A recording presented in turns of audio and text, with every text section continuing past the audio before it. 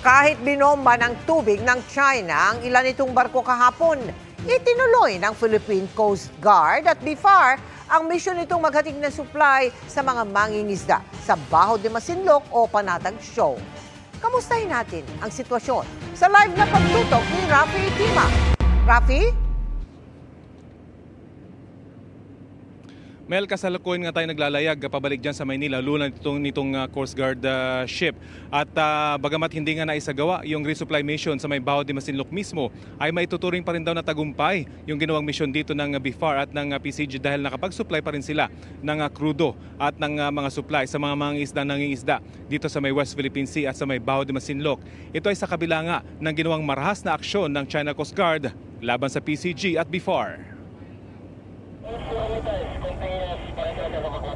Mana kami, tinamaan na kami.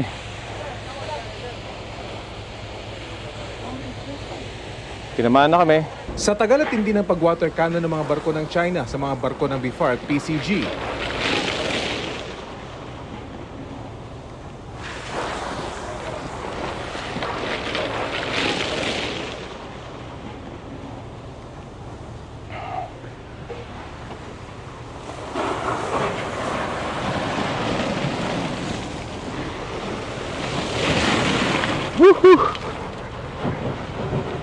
tuloy-tuloy pa rin yung pag-water cannon ng China Coast Guard dito sa aming sinasakyang Philippine Coast Guard ship.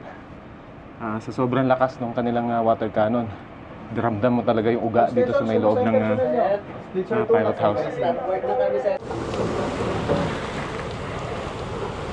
nagtamo ng maraming sira ang Dato Bagakay at BRP Dato Bangkao. Sira ang mga railing, canopy at iba pa. Ito yung isa sa mga bibihirang pagkakataon na with water cannon yung Coast Guard ng Pilipinas at ginagawa ito ngayon ng China Coast Guard dito sa may Baho de Masinloc. Dahil sa aking pagkakaalam, ito yung unang pagkakataon na nakalapit ng ganito kalapit ang isang barko ng Philippine Coast Guard dito sa Baho de Masinloc. Makikita sa mapang ito kung paano umiwas ang aming sinasakyang barko sa mga pagharang ng China sa loob mismo ng Exclusive Economic Zone ng Pilipinas.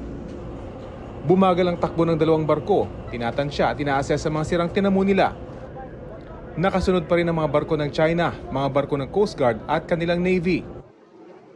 Paikot-ikot rin ang isang P-3 Orion reconnaissance plane ng Amerika.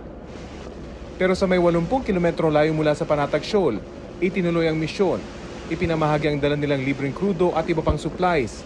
Isa-isang dumating ang mga mangingisdang Pinoy para sa ayuda at hanggang sa lumubog ang araw, unti-unti na silang dumami. Kinabukasan dagsa na ang mga mangingisda, ang ilan galing pa raw ng Infanta, Pangasinan. Si Mang Pedro, nabalitaan daw ang ginawang pambobomba ng tubig ng China Coast Guard sa BIFAR at PCG. Medyo galit mo.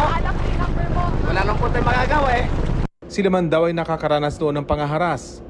Bagamat bihira na raw itong mangyari ngayon, mahirap pa rin mangisda sa panatag na tinatawag ding Scarborough Shoal. Medyo limitado pa rin. Kasi kung nila pinapayagan yung malilit na panggat papasok sa loob. Sa labas-labas lang po. Malaking bagay daw ang libreng krudo, lalo pat ito ang pinakamalaking bahagi ng kanilang gastos tuwing pumapalaot. Kaya hindi raw tiyak ang kanilang kita tuwing nangingisda. Abutin mo nung pan, nagit sa linggo. May extend kayo dahil dito sa pan. Sinasabing hamak na mas mayaman sa isda ang loob ng Panatag Shoal, pero simula taong 2012, bantay sarado na ng China ang nag-iisang entrada nito. Ang mga tulad ni Mang Pedro, umiikot na lang daw sa mga payaw na nakakala sa mga baybayin ng Pangasinan at Zambales kapag mahina ang huli sa labas ng Scarborough. Ayon sa Philippine Coast Guard, hindi sila titigil sa pagtulong sa mga mangingisdang Pinoy kung saan man sila naroon.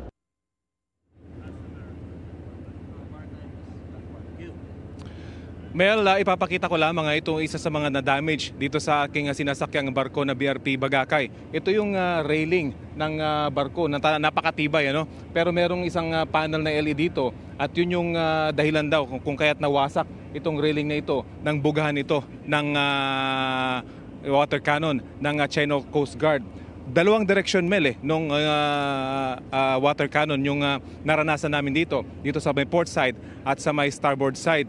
Dalawang sabay na water cannon yan. Kung kaya't ito isa sa mga nasira at sa aking harapan naman, yung canopy ng mismong barko ay nasira rin. So itong mga ganitong damage pwede raw ayusin, pero magpapatuloy pa rin daw ang Philippine Coast Guard at BIFAR sa kanilang mga misyon para tulungan ang ating mga mangingisda dito sa West Philippine Sea.